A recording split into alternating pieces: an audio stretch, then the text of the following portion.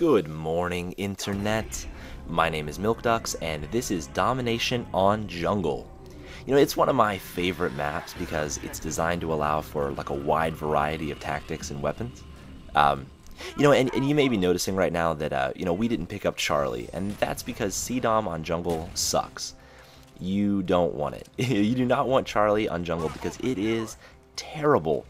You can hold C to B if you have to. It really isn't that bad of a hold, but if you lose B, your opponent can just pin you up there in that little corner of the map where you start, and you're gonna die so many times trying to get out of there that you'll end up tomahawking your controller through the television, or running around your house, raking all the photos off the walls in disgust. Right? It's bad. You do not want Charlie on Jungle if you can help it in any way. So, that's why we've just totally ignored it in the beginning and headed straight for Alpha. And don't get me wrong, that's something that you can do against pubs. But I really wouldn't suggest taking that kind of a gamble early on against another well-organized team because you're probably just not going to be able to pull it off. In that situation, just go for B. Have one guy stay behind on Charlie and send the other 5 guys midfield for the capture, and then lock it down. Because like I said, you just do not want to lose B on Jungle, because once they have it and you're respawning at Charlie, that's probably where you're going to stay until the end of the game. I'm really not joking, by the way. It sucks. Just to give you an example, we're running with 5 guys in this game. The last guy in our squad there's a random without a mic, so he doesn't even count. I think he ends the game like 4-3 anyway, so just forget he exists. Our team in this match collectively I think goes like 174-6. That's a ratio of like 29, I think. The enemy team collectively goes 5-119. Some of their guys backed out of the game, and I really can't blame them. Collectively, half their team went, what is that, like a .04 KDR for the round? So that's what I'm talking about. It sucks. And a lot of that has to do with map design, and I don't think that Jungle is a poorly designed map at all, but, there's always going to be good positions, and there's going to be bad positions, and, when you play with a full team, it's really all about communication, coordination, and map control. It's huge. And not everyone is going to get to be the hero who gets all the kills at the end of a game. Sometimes, just because the way the game unfolds, you're going to end up covering an area that doesn't see as much action. And that's kind of what's going on with me here. The majority of the fighting here is going on over at that bridge that leads to Charlie. We call that position Gandalf because you shall not pass. Seriously, you're not getting across that bridge. We've usually got 2 guys over there with Flak Jacket and TacMass Pro, so you're just not going to dig them out, and even if you do get a kill, they're set up with tactical insertion, so they'll be back in position in like 10 seconds, so that's a really sought-after position for us. I ended up on the opposite side of the map, though, in an area we like to call the village. It doesn't see as much action, but it's one of the most important areas, because if you happen to flip a spawn, this is more than likely where they're going to start popping up. So you'll see me, every once in a while checking that little house behind me. That's usually where they're going to come from. Most of the time, that's where you're going to get killed, because it can happen at any moment, especially if your team has dogs or a gunship up, or, you've dropped napalm through Charlie or something. So, when you're over here, you really have to keep your head on like a swivel. Enemies are mostly going to come from that swamp down there, but you also have to keep watching Pride Rock, on your left, because, everyone knows that's where snipers like to hang out, and, they'll get you. But again, this may not seem like it's the most interesting thing in the world, but it is effective, and it is consistent. Imagine what would happen if I, got bored and decided to run down to the swamp or something to get some more kills. The swamp is part of the enemy's primary spawn, so if I do go down there, I'm probably going to push them up to the village, and they're probably going to take Alpha, and then everyone on my squad is going to have to switch positions and cover for a capture.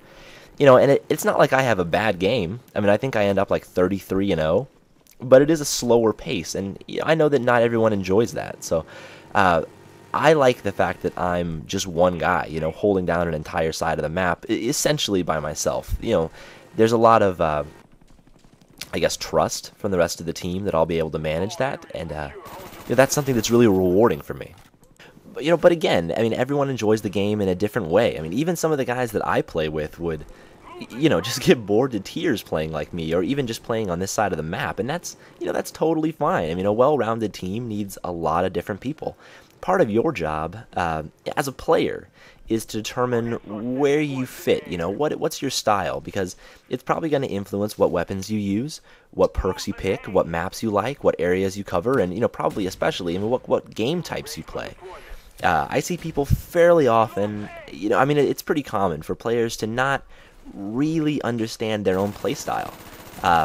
They hear people on the internet saying, "Oh, the FAMAS is the best gun, and here's why," or Ghost is really the best perk, and they start using those loadouts without sort of understanding that, yeah, it may be best for that guy, but he may have a completely different playstyle to you. It may work for him, but it might not work for you. So I try not to give advice to players. You know what I'm saying? Like, I try to give you more or less the information that you need to make those kinds of decisions for yourself, because you're the only person who can really know those answers. And you might watch my videos and say, "Oh, Dux uses an M16 with ACOG and dual mags. That must be a really beast setup because he does good with it." And it is a beast setup for me, I guess. Your mileage may vary, and I really want to try and drive home that point because it's important.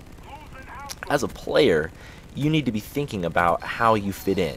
What are your strengths and what are your weaknesses? What kind of playstyle do you have? And are the weapons, the equipment, the perks, the areas of the map you're playing, the types of games you're playing, do they match up for you? Because you're gonna see a return from that investment. Even I like I'm hyper aware of it, and I'll still sit down with my recording some days, and I just think, wow, I just had a really awful day today, I guess, and I didn't get any footage that anyone's gonna want to watch. I'm making stupid mistakes, and it can just be really frustrating, I guess.